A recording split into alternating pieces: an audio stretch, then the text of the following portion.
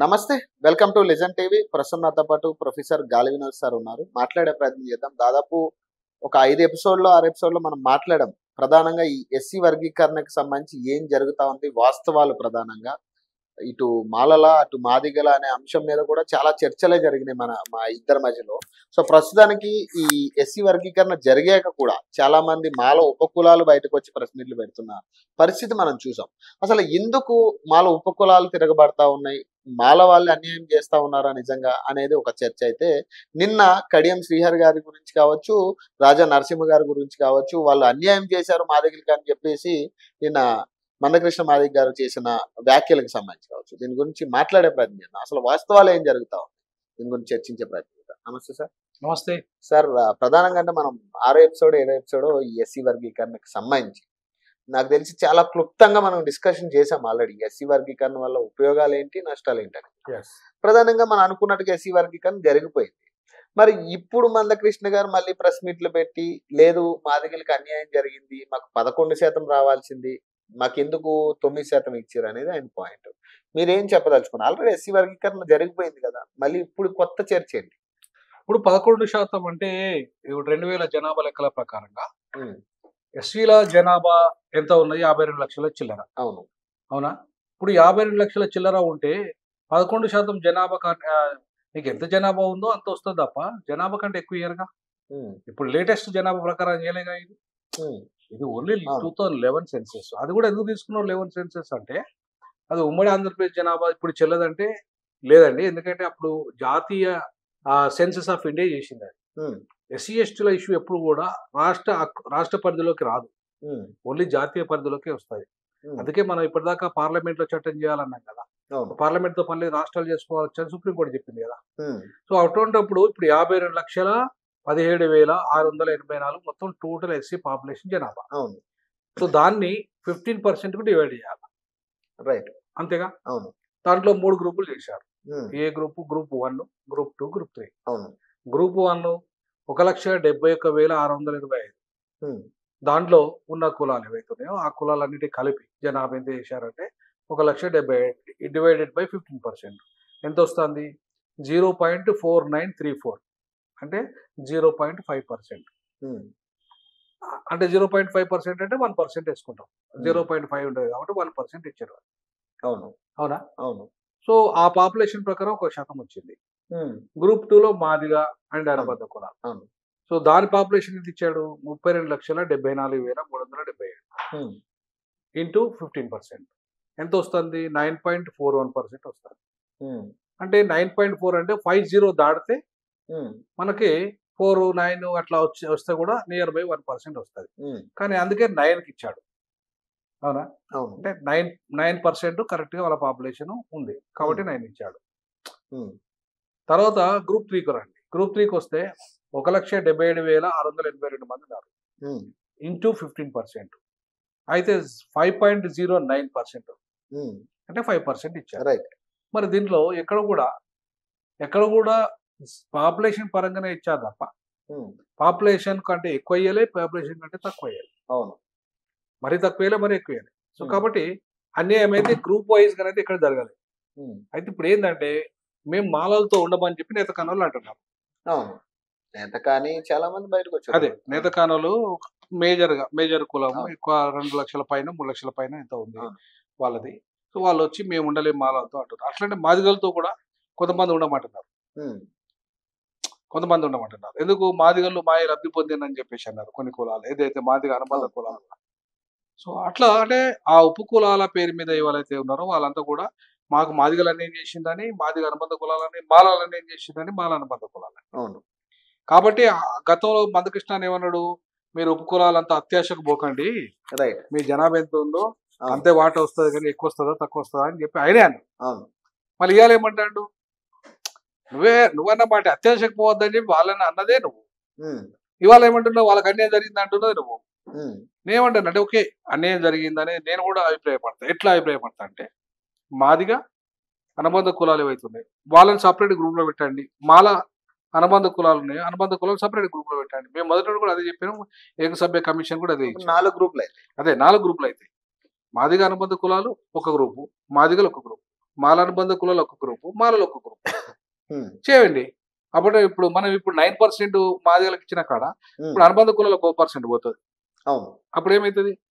మాదిగలకి 8% అవును అదొక 9%. అంటే ఉమ్, ఇప్పుడు 9% అవుతుంది. అంటే మాదిగలకు 9% యథాతథంగా ఉంటుంది, ఉమ్, 1% ఉపకులాలకు పోతుంది, అవును 10% అది 10%. సో ఇప్పుడు 5% వీళ్ళకు ఉన్నది కదా, ఎవరికి?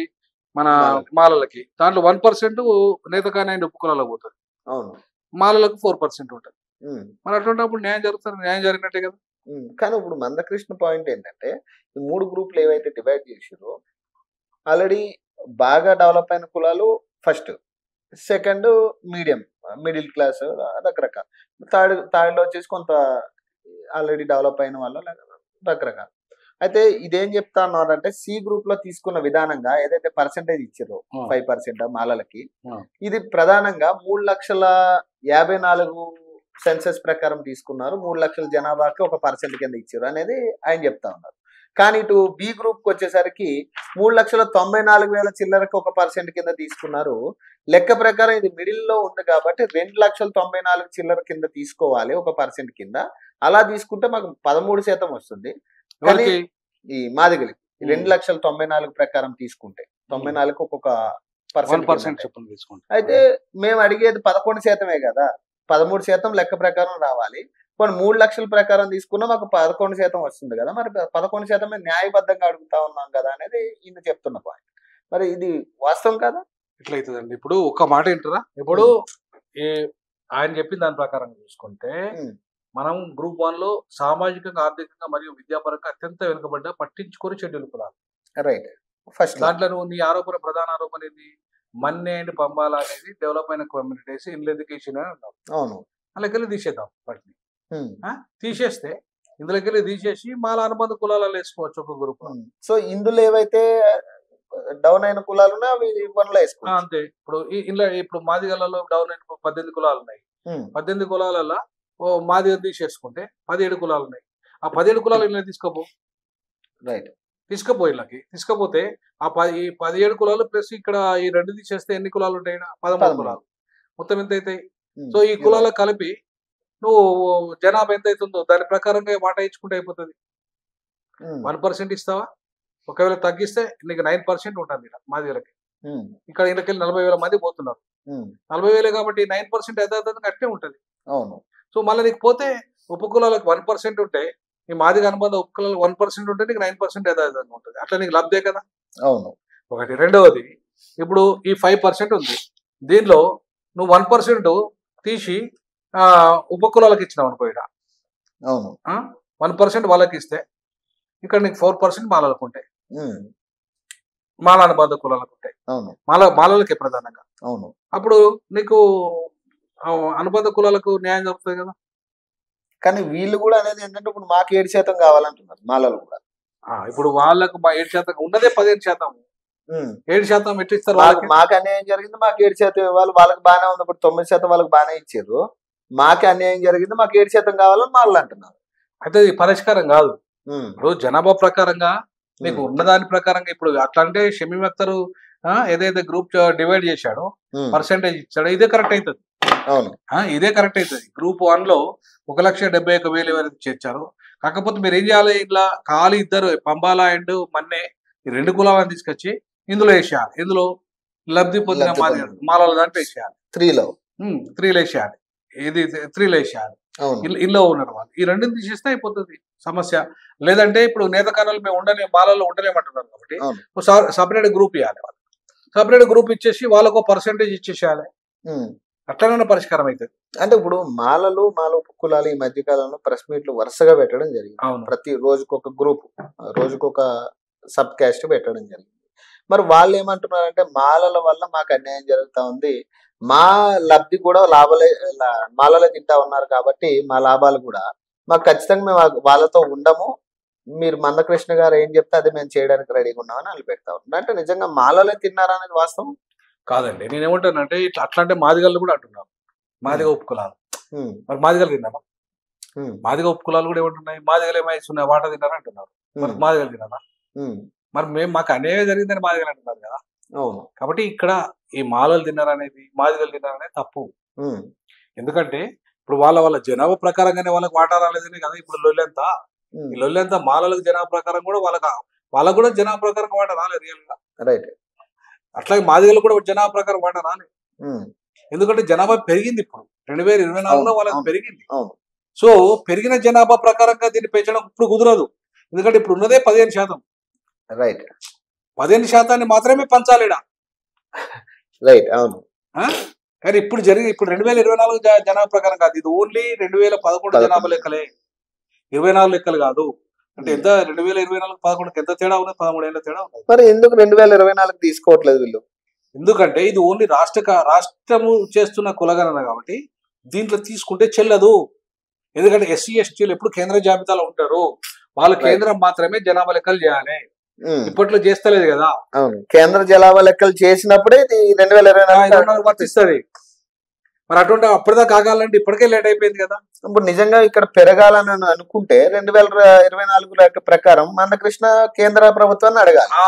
ఇప్పుడు చేయాల్సింది మందకృష్ణ గారు ఏం చేయాలంటే, కేంద్ర ప్రభుత్వం అరే బాబు మీరు జనాభా లెక్కలు చేయండిరా, చేసి అసలు మీరే పార్లమెంట్ లో చట్టం చేయండి, చట్టం చేసి రాష్ట్రాలకు గైడ్ లైన్స్ ఇచ్చేసేయండి, ఈజీ అయిపోతుంది. ఈ ప్రాబ్లం మేము రాష్ట్రాల దగ్గర మేము కొట్లాడుకోవాలి. కేంద్రం ఒక చట్టం చేసి రాష్ట్రాలు కూడా అమలు చేయమని చేస్తారు వాళ్ళు జనాభా ప్రకారంగా. అప్పుడు 2024 లెక్కల ప్రకారంగా కేంద్రము చేయొచ్చు కదా. ఇప్పుడు ఇక్కడ రాష్ట్ర ప్రభుత్వానికి ఇష్యూ కాదు అది, ఇక్కడ ఇష్యూ కానే కాదు. 24 సెంట్రల్ ఇష్యూ, ఇది సెంట్రల్ ఇష్యూ. మరి ఇప్పుడు మందకృష్ణ పాయింట్అవుట్ చేయాల్సిన సెంట్రల్ కూడా పాయింట్అవుట్ చేయాలి కదా. చేయాలి. మరి ఎందుకు ఆయన చేయలేడు కాబట్టి నేను అంటున్నా చేయమని. నేను మందకృష్ణ గారు మీరు ఇక్కడ దండోరా దప్పు కొట్టాల్సింది ఢిల్లీ మీద, ఇక్కడ కాదు. ఎందుకంటే ఇక్కడ ఆల్రెడీ కౌన్సిల్ ఆమోదమైంది. అట్లాగే దీంట్లో కూడా ఇవాళ ఆమోదం కాబోతున్నది, చట్టం కాబోతున్నది. ఈ చిన్న చిన్న గ్రూప్ తగాదాలు ఏమన్నా ఉంటే ఆ గ్రూప్ తో వాళ్ళు అటుకొని కులాలు ఎటేయచ్చు, ఇటుకొని కులాలు అటేసుకోవచ్చు, పెద్ద ప్రాబ్లం కాదు. జనాభా ప్రాబ్లం పర్సెంటేజ్ ప్రాబ్లం రాకుండా వేసుకోవచ్చు. అంతేగాని ఇవాళ ఉన్నదే నువ్వు 15% తీసుకున్నదే 2011 జనాభా, దాన్ని ఇప్పుడు వీళ్ళు ఈ షమీమ్ అఖ్తర్ గారి పంపకాల మంచిగానే ఇచ్చేసారు, న్యాయబద్ధంగానే ఉన్నది, పెద్ద ఎవరికి అన్యాయం చేయలేదు ఇక్కడ. కాబట్టి ఇప్పుడు ఏంటంటే గ్రూపులలో మేము వీళ్ళతో ఉండము అనే దానికాడ వచ్చింది ప్రాబ్లం. ఇప్పుడు షమీమ్ అఖ్తర్ రిపోర్ట్ ఏదైతే ఉందో ఇది తప్పుల తడక అని ఇప్పుడు మందకృష్ణ చెప్తా ఉన్నారు. ఇది వాస్తవంగా మీరు దాన్ని ఒప్పుకోను. ఎందుకంటే ఏ కులం కూడా అబ్సల్యూట్ 100% రిజర్వేషన్ ఉంటాయి, ఏ కులానికి ఉండే ప్రపోర్షనేట్ రిప్రజెంటేషన్ అంటారు దీన్ని. అంటే ఆ జనాభాలో వాళ్ళకు ప్రపోర్షనేట్ గా ఇస్తారు. అంటే ఇప్పుడు మహరు నేతకాని 2 కులాలు ఉన్నాయి కదా, ఈ 2 కులాలకు సంబంధించి వాళ్ళు ఒక జనాభా ప్రాతిపదికను రిలీజ్ చేశారు. అంటే 1,26,000 మందో 1,30,000 కానీ అంటే మహర్ వాళ్ళు అసలు తెలంగాణలో లేరని ఇప్పుడు నేతకాని వాళ్ళు చెప్తా ఉన్నారు. అంటే కరెక్టే, మరి అది వాస్తవమే. మరి అంటే ఇప్పుడు నేతకాని కదా జనాభా, ఇప్పుడు మహారాష్ట్ర వాళ్ళు ఇక్కడ లేరు యాక్చువల్గా చెప్పాలంటే మహారాష్ట్ర వాళ్ళు. కానీ ఆయన కూడా మనం ఇవ్వాల్సిందేగా వాళ్ళకు కూడా. ఎందుకంటే ఇప్పుడు మన జాబితాలో వాళ్ళు ఉన్నారు కదా, తొలగించలేదు కదా. ఉపకులాల్లో ఉన్నారు ఖచ్చితంగా తొలగించలేదు. కాబట్టి ఎక్కడైతే జాబితా ఉంటుందో ఆ జాబితా ప్రకారం ఇవ్వాల్సిందే తప్ప ఇప్పుడు నేను తొలగిస్తా అంటే నడవదు కదా. అంటే మీకు చెప్తా ఉన్నా, అంటే మిమ్మల్ని అడుగుతా ఉన్నాను. ఇప్పుడు వరుస ప్రెస్ మీట్లు చూస్తా ఉన్నారు, మందకృష్ణ గారు ప్రతి స్టేజ్ మీద మాట్లాడుతూ ఉన్నారు. మాల ఉపకులాల స్టేజ్ మీద కూడా మందకృష్ణ గారు మాట్లాడుతూ ఉన్నారు. సో మీరేం చెప్పదలుచుకున్నారు? అంటే ఈ ఉపకులాలు బయటకు వచ్చి ఆయన చెప్పేది ఏంటంటే ఉపకులాలు ఉపకులాలు మాలలతో పడకే వాళ్ళు తింటున్నారు కాబట్టే వీళ్ళందరూ బయటకు వచ్చి ఈ ప్రెస్ మీట్లు పెడుతున్నారు అనేది మందకృష్ణ పాయింట్. నేను ఒకటే అంటున్నా, అట్లంటే మాదిగలు కూడా మాయ తిన్నారని ఉపకులాలు మాదిగ ఉపకులాలు కూడా అంటున్నాయి. మరి ఆయన ఒప్పుకుంటాడా దాన్ని? ఒప్పుకుంటాడా? కానీ ఇప్పుడు దాకా ఎవరు ప్రెస్ మీట్లు పెట్టలే. అంటే ఇప్పుడు ఈ మాదిగలు పెద్ద జనసంఖ్య అండి. ఇప్పుడు వీళ్ళు ఉన్నది ఎంత మంది? మాదిగ అనుబంధ కులాలు మా అంటే 30-40 వేల మంది ఉన్నారు, 50,000 లోపే ఉంటారు. నీకు ఇక్కడ 30 ఇప్పుడు 1 లక్ష కూడా ఉండరు వాళ్ళు. అంటే ఈ 74 తీసేయి, ఈ 74,000 మంది అనుకుందాం, 32 లక్షలు 32 లక్షలు మాదిగలే ఉన్నారు కదా. ఇంత పెద్ద జనాభాను కాదని వీళ్ళు మాట్లాడతారా ఈ 70,000 మంది? అంటే కాకపోతే ఇప్పుడు ఇక్కడ ఉపకులాలు బయటకు వచ్చి మాట్లాడినట్టు ఒకవేళ అక్కడ ఉపకులాలు బయట పాయింట్ నేనేమంటానంటే, ఇక్కడ ఉపకులాలు అంటే ఇక్కడ 17 లక్షల మంది, 17 లక్షల మంది ఇక్కడ, అవునా కదా? ఈ 17 లక్షల మందిలో దీంట్లో దాదాపుగా ఒక 3-2 లక్షల దగ్గర ఉపకులాలు తీసుకుంటే వీళ్ళు ఉన్నది మాలలు మొత్తం కలిపితే 10-12 లక్షల మంది ఉంటారు. తక్కువ సంఖ్యనే కదా. 32 లక్షల మంది ఎక్కడ, 10 లక్షల మంది ఎక్కడ, 12 లక్షల మంది ఎక్కడ. అంటే మాలలు కూడా ఒక వ్యాఖ్యలు చేస్తా ఉన్నారు, ఇది మందకృష్ణ కావాలని వీళ్ళందరినీ సైడ్ చేసి దీన్ని పొడిగించాలని. అదే అంటున్నా నేను కూడా ఏమంటున్నానంటే, మందకృష్ణ గారు మాదిగలు కూడా నష్టపోయినరు, అట్లాంటి ఏమాత్రం లబ్ధి పొందలేదు మాదిగ అనుబంధ కులాలు. మరి అట్లాంటి మాదిగలు తిన్నట్ట కాదు కదా, ఏ కులం ఆ కులం తిన్నట్టు కాదు. అక్కడున్న ప్రతిభావంతులను, వాళ్ళకు వచ్చే అవకాశాలను చదువును బట్టి వచ్చే లబ్ధి. మరి ఎందుకు ఇంతగానో మరి ఎస్సీ వర్గీకరణ 30 సంవత్సరాల కల్లా అన్న వ్యక్తి అయిపోయిన ఎస్సీ వర్గీకరణ చేసేసామా అయిపోయింది, దాన్ని ఇప్పుడు కాంగ్రెస్ చేస్తుంది కదా, క్రెడిట్ కాంగ్రెస్ పోతుంది కదా, అది బాధ. మొన్నటిదాకా ఆయన ఓట్లు ఏమన్నది బీజేపీ కదా, ఇప్పుడు వాళ్ళకి అక్కడ క్రెడిట్ వస్తలేదు కదా. ఇప్పుడు ఏదైనా క్రెడిట్ రావాలంటే వాళ్ళు ఓట్లు ఏమన్నప్పుడు ఆయన వాళ్ళకి క్రెడిట్ ఇవ్వాలి. కాబట్టి ప్రాబ్లం అక్కడ వస్తుంది. కాబట్టి పద్మశ్రీ వాళ్ళు ఇచ్చారు ఆయనకు, కాంగ్రెస్ ఇవ్వలేగా. కాబట్టి వాళ్ళు ఏంటంటే ఒక పార్టీ కోసం మనం దీన్ని పొడిగించే విధానమే కనపడతా ఉందంటారా? ఇది పొడిగించిన ఆగదండి, ఇది ఎస్సీ వర్గీకరణ పొడిగించాలి ఆగదు. నేను చెప్తున్నాను ఇప్పటికీ, ఇది ఆగదు. ఎందుకు ఆగదంటే కామారెడ్డి డిక్లరేషన్ లోనే, మేనిఫెస్టోలోనే వాళ్ళు పెట్టింది కాంగ్రెస్. అది ఖచ్చితంగా చేస్తారు, వాళ్ళు ఫిక్స్ అయింది కాంగ్రెస్. అంతకుముందు కూడా మీకు మన దాంట్లోనే లెజెండ్ టీవీలో చెప్పిన, ఫిక్స్ అయింది కాంగ్రెస్ అని దాదాపు ఒక నెల క్రితం చెప్పిన. కాంగ్రెస్ పార్టీ ఫిక్స్ అయింది. రేవంత్ రెడ్డి వన్స్ ఫిక్స్ అయితే ఆయన వెనక ఓడు, అర్థమైనా. కాకపోతే ఈ గ్రూపులలో చిన్న చిన్న ఇష్యూస్ ఏమైనా ఉంటే ఇంకో గ్రూప్ మారుస్తారు. ఈ గ్రూప్ 3 బదులు గ్రూప్ 4 వస్తుంది. ఛాన్స్ ఉందా అంటే గ్రూప్ 4 ఉండొచ్చు. ఎందుకు ఉండొచ్చు అంటే ఇందులోకి వెళ్ళి వస్తారు.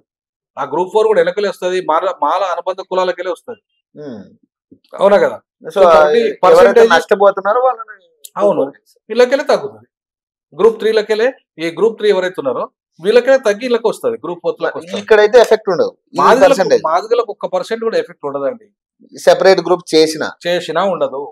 వీళ్ళను నేతకాణాలను సపరేట్ చేసినా మాదిగలకు 1% కూడా ఎఫెక్ట్ కాదు. కానీ ఇప్పుడు ఆయన అనేది ఏంటంటే మాకు 11% అంటున్నాడు కదా. ఈ 2024 జనాభా లెక్కలు చెప్పమని చెప్పండి, ఎవరితోని బీజేపీతోని ఆమోదించమని చెప్పండి. 11% కాదు 12% కూడా తీసుకోవచ్చు. ఇంకొక పాయింట్ ఏముందంటే, ఇప్పుడు ఎవరైతే మాల ఉపకులాలు ఉన్నాయో చాలా మంది అటు మాదిగలకు చెందిన వాళ్ళు, ఇటు మాలలకు చెందిన వాళ్ళు కొన్ని జాతులు ఉన్నాయి. ఈ జాతులు చాలా మంది ఏంటంటే క్యాస్ట్ సర్టిఫికేట్ రాక వీళ్ళు ఏం చేశారంటే మాల క్యాస్ట్ సర్టిఫికేట్ తీసుకున్నారు. సో వాళ్ళు మాలలు అయినట్టే ఇప్పుడు అవుతుంది. సో ఈయన ఏం చెప్తా ఉన్నారంటే వాళ్ళందరినీ కూడా మేము వెలికి తీసి వాళ్ళకి సర్టిఫికేట్ ఇవ్వడం వల్ల మాలల జనాభా తగ్గుతుంది. సో ఖచ్చితంగా అప్పుడు మాలలకి 3%, 2% మించి రాదు అనేది మందకృష్ణ పాయింట్. అట్లా అంటే మరి మాదిగలలో కూడా చాలా మంది వీళ్ళకి కూడా సర్టిఫికేట్ లేని వాళ్ళు ఉన్నారు. వాళ్ళు కూడా మాదిగ సర్టిఫికేట్ తీసుకున్నాం అన్నారు. మరి వాళ్ళది కూడా తీసేసి వాళ్ళ కులంలో జనాభా ప్రకారం వేయాలి. అట్లంటే అంటే ఇవాళ 2 డామినేషన్ కులాలండి. మాదిగ పెద్ద కులము తెలంగాణలో, ఆంధ్రలో మాల పెద్ద కులం. అవునా. సో ఎక్కువ మందికి వీళ్ళ కుల సర్టిఫికేట్లు ఇవ్వలేదు కాబట్టి చాలా మంది ఇటు మాల కులం తీసుకున్నారు, మాల అనుబంధ కులాలు అయితే, మాదిగ అనుబంధ కులాలు అయితే మాదిగ కులం సర్టిఫికేట్ తీసుకున్నారు. ఆయనది మాత్రం తప్పట్లయితే అది తప్పు, ఆడియో గారి తప్పు, ఈయనది తప్పు. కానీ వాళ్ళ పాపం ఏదో ఒకటి మాదిగ అయితే మా అనుబంధ కులమేనా, మేము అనుబంధ కులమేనంటే తీసుకున్నారు. తప్పట్లయితే ఇప్పుడు అల్లకెళ్ళి తీసి నేను ఇలా చేస్తా ఇళ్ళకెళ్ళి ఎలా తీస్తా అంటే అది ఏంటంటే కావాలని రెచ్చగొట్టే కార్యక్రమం. అంటే ఇక్కడ మాలలు కానీ మాదిగలు కానీ కొట్టుకునే ప్రయత్నం జరుగుతా ఉంది. బీసీలు ఒక పక్క నుంచి ఈ 3 కులాలు కొట్టుకున్న టైంలో ఏదైతే ఎమ్మెల్సీ ఎలక్షన్స్ ఇప్పుడు వస్తా ఉన్నాయో, ఈ ఎమ్మెల్సీ ఎలక్షన్స్ టికెట్స్ అన్ని కూడా రెడ్ల జాతికి ఎక్కువ వెళ్ళింది. అవును. మరి అంటే వీళ్ళు ముగ్గురు కొట్టుకుంటున్నారు, ఈ గ్యాప్ లో రెడ్లు ఇక్కడ లాభాలు పొందే పరిస్థితి కనపడుతుంది. 100%. ఇప్పుడు వాళ్ళకి కావాల్సిందే అది. మరి ఇప్పటిదాకా మీరు కొట్లాడుకోర్రా, మేము అధికారం అనుభవిస్తామంటున్నారు. మనకు రిజర్వేషన్ల చుట్టూ కొట్లాడుకోరా అని చెప్తారు. వాళ్ళు మాత్రం అధికారాన్ని అనుభవిస్తారు, లక్షల కోట్లు సంపాదిస్తారు. మేము కనీసం ఉద్యోగాలు కూడా సంపాదించుకోలేని పరిస్థితి. 30 ఏళ్ళుగా కొట్లాడుకుంటాం తప్ప ఒక ఉద్యోగం పొందలే. అవునా కదా. 2020 ఏళ్ళ నుంచి ఒక ఉద్యోగం రాలే. అవునా. మరి అది మాకు కనీసం ఉద్యోగం లేకపోయా, మాకు బడ్జెట్ రాకపోయా, మాకు సంపదలో వాటా రాకపోయా, భూమి రాకపోయా, అన్ని రాకపోయా. పొద్దుస్తమానం మేము మాల నువ్వు తిన్నవరా, నువ్వు దొంగవరా కొట్లాడుకునే సరిపోతున్నాయి. వాళ్ళకు కూడా కావాల్సింది అదే. వాళ్ళకు రెడ్లకు కూడా కావాల్సింది ఏంటి, మేము కొట్లాడుకుంటే వాళ్ళు పొందే పదవులన్నీ పొందుతారు. వాళ్ళ ముఖ్యమంత్రి పదవితో సహా అన్ని కీలకమైన పదవులు. బేసిక్ ఇప్పుడు ఎమ్మెల్యే గానీ లేదా మినిస్టర్లు గానీ చాలా తక్కువ పర్సెంట్ ఇప్పుడు ఎస్సీలు గానీ బీసీలు గానీ ఉన్నారు. రిజర్వేషన్ ఉంది కాబట్టి ఎస్సీ ఎస్టీలకు రిజర్వేషన్ ఉంది కాబట్టి ఆయనతో ఉన్నారు, లేకపోతే ఆయనతో ఉండేటోళ్ళు కాదు. ఇప్పుడు రెడ్డి ఆధిపత్యం బాగా కనపడతా ఉంది రాజకీయంలో. మరి ఇప్పుడు మళ్ళీ ఎమ్మెల్సీ టికెట్ లో కూడా రెడ్డి ఆధిపత్యమే కనపడతారు. వాళ్ళకి వెళ్తారు. అటు బీజేపీ రెడ్లకే టికెట్ ఇచ్చింది, ఇటు కాంగ్రెస్ రెడ్లకే టికెట్. సిపిఎం కూడా వాళ్ళకి, సిపిఐ కూడా వాళ్ళకి. అవును. సపోర్ట్. మరి ఏం జరుగుతోంది తెలంగాణ రాష్ట్రంలో? తెలంగాణ రాష్ట్రంలో ఎందుకు వాళ్ళు అదే కదా, ఇప్పుడు రైతుల కోసం కొట్లాడుకున్నంత కాలం రాజ్యాధికారం వీళ్ళకి రాదు. ఆ రైతులు ఏంటిది, ఈ రిజర్వేషన్ రైతులు, ఈ రిజర్వేషన్ల కొట్లాట ఇదే కంపు. ఈ కంపు ఎంత కొట్లాడుకోండి, మేము ఈ సమస్యను శాశ్వతంగా పరిష్కరించము. ఈ నిరంతరం ఒక పెద్ద రాజకీయ ప్రక్రియగా మారింది. సో ఇది ఎమోషనల్. తెలంగాణ ఎంత ఎమోషనల్, ఇది కూడా అంతే ఎమోషనల్ మాదిగలకి. కాబట్టి తెలంగాణ సెంటిమెంట్ పేరుతో వెలమలో 1% లేని వాళ్ళు ఎట్లయితే లక్షల కోట్లకు ఎదిగిపోయినారో, ఇవాళ మాదిగా ఎమోషనల్ పేరు మీద మేము కొట్లాడుకుంటా ఉంటే, రిజర్వేషన్ వర్గీకరణ పేరు మీద కొట్లాడుకుంటే మళ్ళీ రేట్లు కూడా అట్లే అద్భుతారు. అంటే ఇంకొకటి ఏంటంటే బీసీలు చాలా మంది ఇండిపెండెంట్ గా నిలబడ్డారు ఎమ్మెల్సీకి. మీకు తెలిసే ఉంటుంది, బీసీ బిడ్డలు చాలా మంది నిలబడ్డారు, టీచర్ ఎమ్మెల్సీ కావచ్చు, దీనికి కానీ. అయితే బీసీలు ఏమంటా ఉన్నారంటే, మన ఎవరైతే మాలలు కావచ్చు, మాదిగలు కావచ్చు, ఎస్టీ కులానికి సంబంధించిన వాళ్ళు కావచ్చు, బీసీలు కావచ్చు, అందరూ కూడా మన సామాజిక వర్గంలో ఉన్న బీసీలకు ఓట్లు వేసుకుని గెలిపించుకుంటే ఈ రెడ్ల ఆధిపత్యం తగ్గుతుంది అనేది ఒక వాదన బయటకు వచ్చింది. మరి ఇది జరిగే పరిస్థితేనా? అసలు మన వాళ్ళు మనకు ఓటు వేసుకునే ఛాన్స్ వస్తుందా? రాదండి. ఇట్లా రాదండి. ఇప్పుడు ఫర్ ఎగ్జాంపుల్ బీసీలు ఉన్నారు, బీసీలలో మంగళ కమ్మలు కుమ్మరి వాళ్ళే కలవరు. ఇప్పుడు ఆయన గౌన్లో నిలబడి అనుకో, గౌన్లో నిలబడాలని గౌన్లో వేసుకుంటారు అంటాడు. దాంట్లో మిగతా యాదవులు కానీ మిగతా వాళ్ళు కానీ మరి ఇప్పుడు లాస్ట్ ఎవరు వాళ్ళ రేట్లకే ఇస్తారు. మరి ఇండిపెండెంట్ బీసీ పరిస్థితి ఏంటంటే, కనీసం బీసీ వాదం ప్రకారమైన ఇప్పుడున్న పరిస్థితుల్లో, బీసీలు కొట్లాడుతున్న పరిస్థితుల్లో కనీసం ఇప్పుడైనా ఓట్లు వేసుకోవాలి కదా. అదే నేయరు. ఇప్పటికే ఆ పరిస్థితి ఉంటే 75 ఏళ్ళుగా ఒక్క బీసీ ముఖ్యమంత్రి కాడా తెలంగాణలో? కాడా? దళితుడు కాలేదు, దళితుడు అయినా కాదు. కాబట్టి మనము ఇట్లనే ఈ రైతుల చుట్టూ కొట్లాడుకుంటే రాజ్యం వాళ్ళ చేతిలోకి వెళ్ళిపోతుంది. కాబట్టి నేనేమంటానంటే, ఇక్కడైనా సరే మందకృష్ణ అన్న నిజంగానే ఆయన మంచిగా ఆలోచిస్తే, ఆయన ఇంకా ఏంది ఈ కొట్లాట, ఈ 1% కొట్లాట ఏంది, దీన్ని వదిలేద్దాం.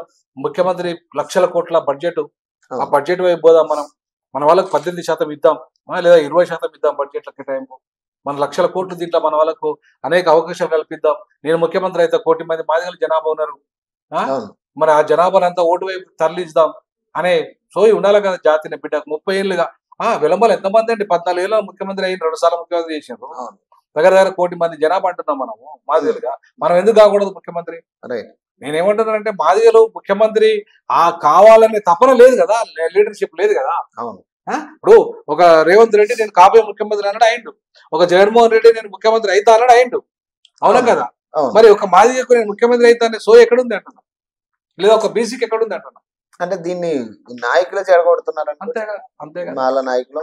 అంతే ఏంటంటే, ఎవరి ప్యాకేజీలకు వాళ్ళు ఆ ప్యాకేజీలలో సెట్ అయిపోతారు. కానీ నేను ప్యాకేజీ తీసుకోలేదు అంటుండే కృష్ణ. ఆయనను వదిలేయండి, తీసుకున్నాడు దేవుడి గిరిక. మనం అవన్నీ కాదు. ఎవరైనా సరే లీడర్లు ఇవాళ మనం ఇప్పుడు రేవంత్ రెడ్డి ప్యాకేజ్ అడగాడు, మాకు పదవి కావాలంటాడు, ముఖ్యమంత్రి పదవి కావాలంటాడు. ఎవరు ఆయన కూడా ప్యాకేజ్ అడిగాడు, జగన్మోహన్ రెడ్డి నాకు ముఖ్యమంత్రి పదవి కావాలంటాడు. బాబు కూడా అంతే ఉంటుంది. అంటే ఈ అగ్రవర్ణాలు ఎవరు కూడా మాకు ప్యాకేజీలు వద్దు, పదవి కావాలంటాం. మరి మనం మా వాళ్ళు ప్యాకేజ్ కావాలంటాం. వాళ్ళకు మాకున్న తేడా ఇది. కానీ ఇంకోటి, జియో కూడా లేటెస్ట్ గా రిలీజ్ చేసిన ప్రకారం ఇంకొక నెల రోజులు పొడిగిస్తున్నాము. ఈ లోపు ఎవరైనా ఇన్వాల్వ్ అవ్వాలన్నా కూడా మళ్ళీ రీవెరిఫికేషన్ చేసి నిజంగా ఈ తప్పులు జరిగేలేదు, తప్పుల మీద కొంత చర్చ జరగాలనేది ఒక నెల రోజుల వ్యవధి అయితే ఇవ్వడం జరిగింది ఇప్పుడు ఎస్సీ వర్గీకరణకు సంబంధించి. అయితే ఈ 1 నుంచి 5వ తారీఖు వరకు మళ్ళీ అసెంబ్లీ స్టార్ట్ అవుతా ఉంది. అది కూడా ప్రధానంగా ఎస్సీ బిల్లుకి సంబంధించి కావచ్చు, బీసీ బిల్లుకి సంబంధించి కావచ్చు జరుగుతూ ఉంది. మరి నెక్స్ట్ మంత్ 10వ తారీఖు వరకు వీళ్ళకి డెడ్ లైన్ ఉంది. మరి డెడ్ లైన్ ఉన్న టైంలో మరి నువ్వు అసలు రిపోర్టే బయటికి పెట్టలేదు కదా ఇప్పుడు దాకా. షమీమ్ అఖ్తర్ రిపోర్ట్ ఇప్పుడు దాకా బయటికి రాలేదు. మరి రాని పక్షంలో నువ్వు ఎట్లా అసెంబ్లీలో బిల్లు పెడతావు అనేది ఒక పాయింట్ ఉంది. మరి ఇది వాస్తవమే కదా. అయితే ఇప్పుడు షమీమ్ అఖ్తర్ రిపోర్టు ఆల్రెడీ ఇంతకుముందు ఇచ్చింది కాబట్టి దాని ప్రకారంగా చిన్న సవరణలు మొన్న మందకృష్ణ గారు ఇచ్చారు కదా ఒక అప్లికేషన్. మేజర్ గానే అయితే ఆయనే కదా లీడర్. అవునా? ఈ లోపు ఎవరైతే ఉన్నారో ఇచ్చేయండి అని చెప్పి ఆయన అన్నాడు. ఎవరు? కృష్ణమాది కన్నా ఏమని చెప్పిందంటే, అందరూ పోయి ఇయ్యండి, ఎవరికైతే అన్యాయం జరిగింది అనుకుంటా మీరు ఇయ్యండి అన్నారు. వాళ్ళు కూడా పోయి ఇస్తారు. ఈ లోపు ఎట్లా అసెంబ్లీ జరుగుతున్న విషయం వీళ్ళకి అందరికీ ఎరికే. కాబట్టి ఈ లోపు ఇచ్చేసుకుంటారు వాళ్ళు అసెంబ్లీ జరిగే లోపు. అంటే 10 తారీఖు వరకు డెడ్ లైన్ ఉన్నప్పుడు అది డెడ్ లైన్ పెట్టుకున్నారండి. మరి అట్లాంటి అసెంబ్లీ కూడా డెడ్ లైన్ తర్వాత పెట్టాలి. డెడ్ లైన్ మార్చుకోవచ్చు. ఇప్పుడు నేను ఏమంటానంటే డెడ్ లైన్ మార్చుకోవచ్చు. ఏముంది ఇప్పుడు 5 ఫస్ట్ నుండి అసెంబ్లీ కాస్త 10 తర్వాత పెట్టుకోవచ్చు, 11 నుండి పెట్టుకుంటాడు తప్పేం. అసెంబ్లీ 10 తారీఖు సబ్మిట్ చేస్తాడు కదా, 11 నుండి పెట్టుకుంటాడు అసెంబ్లీ. అంటే నిన్న కృష్ణమాదిక్ గారు ఒక పాయింట్ మీరు కూడా చూసే ఉంటారు, మాల నాయకులు కడియం శ్రీహరి గారి గురించి కావచ్చు, రాజా నరసింహ గారి గురించి కావచ్చు, వీళ్ళే మాదిగలకు అన్యాయం చేసారు, ప్రధానంగా వీళ్ళే ద్రోహం చేసిరని మాట్లాడారు. అది చాలా తప్పండి, అది చాలా తప్పు. నేను దాన్ని ఖండిస్తా, పూర్తి స్థాయిలో ఖండిస్తా. ఎందుకంటే ఇవాళ చంద్రబాబు మంత్రివర్గంలో కడియం శ్రీహరి అత్యంత కీలక భూమిక పోషించండు. ఆయన మాదిగ ఉపకులమే కావచ్చు, ఎవరు కాదన్నారు. ఈయన మాదిగ ఉపకులమే కావచ్చు, దీనికి కూడా ఎవరు కాదు. కానీ రేవంత్ రెడ్డి మంత్రివర్గంలో ఈయన కూడా ఇప్పుడు అత్యంత కీలక భూమిక పోషించారు చట్టం. సో అక్కడ దాకా సుప్రీంకోర్టు జడ్జిమెంట్ దగ్గర అక్కడ పోయి అడ్వకేట్లను పెట్టించిండ్రు, అక్కడ పోయి డబ్బులు పెట్టిండ్రు, అక్కడ పోయి తిరిగిండ్రు. సుప్రీంకోర్టు జడ్జిమెంట్ అనుకూలంగా వచ్చేయడానికి రాష్ట్ర ప్రభుత్వం ఏదైతే కీలక భూమిక పోషించాలో, ముఖ్యంగా దామోదర రాజనరసింహ గారు కీలక పాత్ర వహించారు. చట్టం రావడంలో, అసెంబ్లీలో మాట్లాడడంలో ఆయన కీలక పాత్ర వహించాడు. ఈ చట్టానికి చర్చకు సంబంధించిన మొత్తం రిపోర్ట్ రెడీ చేయడంలో ఆయన కీలక పాత్ర వహించాడు. మరి అట్లాంటప్పుడు ఆయన ఎట్లా ద్రోహం చేసినట్లు లెక్క? అంతకుముందు కడియం శ్రీహరి కూడా అదే పాత్ర, చంద్రబాబు ప్రభుత్వం కూడా. సో వీళ్ళిద్దరు కూడా అప్పుడు తాత్కాలికంగానైనా కొన్ని 30,000 ఉద్యోగాలు వచ్చినాయి, నువ్వే చెప్పినావు కదా. 7% అయినా కూడా 30,000 ఉద్యోగాలు వచ్చినాయి, నువ్వే చెప్పినావు. మరి అటువంటిప్పుడు లాభం జరిగిందా, నష్టం జరిగింది ఆయన వల్ల? ఎట్లా? ఇప్పుడు నువ్వే నీ మాటతోనే 30,000 ఉద్యోగాలు వచ్చినాయి అన్నావు కడియం శ్రీహరి వల్ల. మరి నువ్వే ఆయన చుట్టూ 20,000-30,000 నువ్వే తిరిగినావు, నువ్వే ఆయన ద్వారా లబ్ధి పొందినవు, నువ్వే ఆర్థికంగా లబ్ధి పొందినవు, నువ్వే అన్ని రకాల లబ్ధి పొందినవు, నీ బిడ్డ పెళ్లికి లబ్ధి పొందినవు, అన్ని రకాలుగా లబ్ధి పొందితే నువ్వు, అవునా? నీ కుటుంబం నువ్వు. మరి అటువంటిప్పుడు ఇవాళ నువ్వే మరి ఆయన దొంగ ద్రోహి అంటున్నావు. మరి ఎవరు నీ మాట ఎట్లా నమ్మాలి ప్రజలు? నువ్వే ఇంద్రుడు చంద్రుడు అన్నావు, ఎవరిని అదే కడియం శ్రీహరిని పట్టుకొని. మా జాతి బిడ్డ అన్నావు, మా జాతి మొత్తం ఆనిముత్యం అన్నావు, ఈయన కూడా అదే అన్నావు, ఎవరిని దామోదర్ అన్నావు. మరి అప్పుడు తెలియదు ఆయన ఉపకులం అని? ఈయన అప్పుడు తెలియదు నీకు ఈయన ఉపకులం అని, కడియం శ్రీహరి ఉపకులం అని? ఉప ఎన్నికలు ఆయన బిడ్డను ఓడిమని పిలిపించింది నువ్వు కాదా? ఆమె మాదిగనే కాదని చెప్పి అన్నది నువ్వు కాదా? అవును భయ్, ఆమె ఉపకులం అనే సంగతి అందరికి ఎరికే, నీకు తెలుసు, ప్రపంచంలో లోకానికి అందరికి ఎరికే. కాంగ్రెస్ పార్టీ తెలియదా? కాంగ్రెస్ పార్టీ ఏ టికెట్ ఇచ్చింది? నువ్వు బీజేపీకి సపోర్ట్ చేస్తే కదా కాంగ్రెస్ పార్టీ టికెట్ ఇచ్చింది. నువ్వు కనుక కాంగ్రెస్ న్యూట్రల్ గా ఉండి ఉంటే ఖచ్చితంగా మేము నిలదీస్తున్నాం కదా. ఇవాళ నీ వల్లనే 2 కాంగ్రెస్ మాదిగోలు ఎంపీ టికెట్ కోల్పోయారు, నీ వల్లనే కనీసం ఒక 5-6 ఎమ్మెల్యేలు కోల్పోయారు. అవును. ఇప్పుడు నువ్వు అటు బీజేపీ కోట ఏమని బీజేపీకి ఒక్కరు ఎందుకు గెలవలే? నువ్వు సపోర్ట్ చేసిన బీజేపీకి రైట్ ఒక్క ఎమ్మెల్యే గెలవలే, ఒక్క ఎంపీ గెలవలే. ఎందుకు గెలవలే? మాదిగలో టికెట్ ఇచ్చింది, నువ్వు సపోర్ట్ చేసినావు, ఎందుకు గెలవలే? ఎందుకంటే వాళ్ళు క్రైస్తవులు, వాళ్ళు బీజేపీ ఓటేయరు, అవునా కదా? వాళ్ళు కాంగ్రెస్ కే వస్తారు, మాలకు ఇచ్చిన ఇస్తారు, బయళ్ళకి ఇచ్చిన ఇస్తారు, ఇంకో కులానికి కూడా ఇచ్చిన ఇస్తారు వాళ్ళు.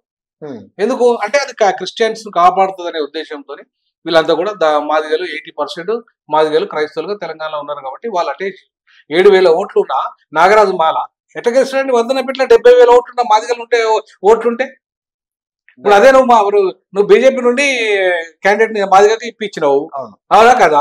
మరి ఆయన ఎందుకు ఓడిపోయింది? ఆయన కనీసం 6,000-12,000 వచ్చినాయి అంతే ఓట్లు ఎమ్మెల్యేకు. నెగ్గాలి కదా. ఇప్పుడు నీకు నిజంగానే వర్గీకరణకు అనుకూలంగా బీజేపీ ఇచ్చిందని నువ్వే అన్నప్పుడు ఎందుకు నెగ్గలేదు? కాబట్టి ఇవాళ ప్రజలు వాళ్ళు నిన్ను నమ్ముతారా, కాంగ్రెస్ పార్టీ నమ్ముతానని మొన్న ఎన్నికల తెలిపింది. రేపు చట్టం వచ్చిన తర్వాత దామోదర రాజనరసింహ నమ్ముతారా, మధుకృష్ణ అనే పూర్తిగా నమ్ముతారా? రేపు నువ్వు మళ్ళా బీజేపీని గెలిపిమన్నా కూడా గెలిపారు. మొన్ననే చట్టం రాకముందే కాంగ్రెస్ గెలిపించారా లేదా? మరి చట్టం వచ్చిన తర్వాత మేలు చేసిన తర్వాత కాంగ్రెస్ కు ఓటేస్తారా ఏరా వాళ్ళు? కానీ వాస్తవంగా ఇప్పుడు ఉపకులాలు, మాల ఉపకులాలు ఏదైతే పెడతా ఉన్నాయో ప్రెస్ మీట్లు కావచ్చు, దీన్ని సాక్షిగా చూపించుకుని ఆయన చెప్పేది మాట ఒకటే, ఇదిగో మీరే సాక్ష్యం, దీనికి మాలల అన్యాయం చేస్తా ఉన్నారు అందరికి కూడా, ఇటు మాదిగలది కావచ్చు అటు ఉపకులాలది కావచ్చు, కలిపి మాదిగలు తింటా ఉన్నారు అనేది ఇప్పుడు బాగా బలంగా మాట్లాడుతున్నా. మాలలు తింటాను నేనేమంటానంటే, ఇప్పుడు మాలలైనా మాదిగలైనా ఎవరు తినట్లేదు, అర్థమైందా? ఎవరు చేయరు, కారణాలు వేరు. నేను గతంలో కూడా చెప్పిన, ఆంధ్ర వాళ్ళు మా తెలంగాణ వాళ్ళ అవకాశాలను తిన్నారు, ఇది వాస్తవము. జస్టిస్ రామచంద్రరావు కమిషన్ రిపోర్ట్ ప్రకారంగా ఆంధ్ర మాలలు తెలంగాణ మాలల అవకాశాలను తిన్నారు, ఆంధ్ర మాదిగలు తెలంగాణ మాదిగల అవకాశాలను తిన్నారు, ఇది వాస్తవం, అవునా?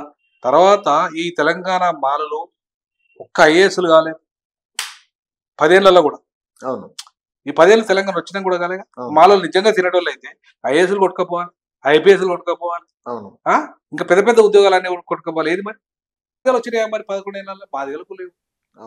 అంటే ఇక్కడ ఇంగ్లీష్ మీడియం ఎడ్యుకేషన్ లేదు, ఇక్కడ ఓన్లీ ఉర్దూ మీడియం ఉంది. ఇప్పుడిప్పుడే మాకు ఇంగ్లీష్ మీడియం అందుబాటులోకి వచ్చింది. మన 53లో కదా ఇక్కడ తెలంగాణలో ఇంగ్లీష్ మీడియం అందుబాటులోకి వచ్చింది. అంతకుముందు అంతా ఉర్దూ మీడియమే కదా. ఇప్పుడిప్పుడే కదా రెసిడెన్షియల్ స్కూల్స్ అవి మొన్న ప్రవీణ్ కుమార్ అన్న కదా సెక్రటరీలో వచ్చిన తర్వాత కొంత బాగు చేసిండు. వచ్చిన తర్వాత కదా అవకాశాలు వచ్చినాయి కొంత. మరి ఇప్పుడిప్పుడే వాళ్ళు ఎప్పుడో బ్రిటిష్ కాలంలోనే వాళ్ళు విద్య అందుకున్న వాళ్ళు ఎవరు? మద్రాస్ ప్రెసిడెన్సీలోనే అవకాశాలు అందుకున్నారు వాళ్ళు. మరి అట్లాంటప్పుడు మాకంటే 100-120 సంవత్సరాల ముందు విద్యా అవకాశాలు పొందిన వాళ్ళకి అవకాశాలు వచ్చినాయా, మాకు వచ్చినాయా?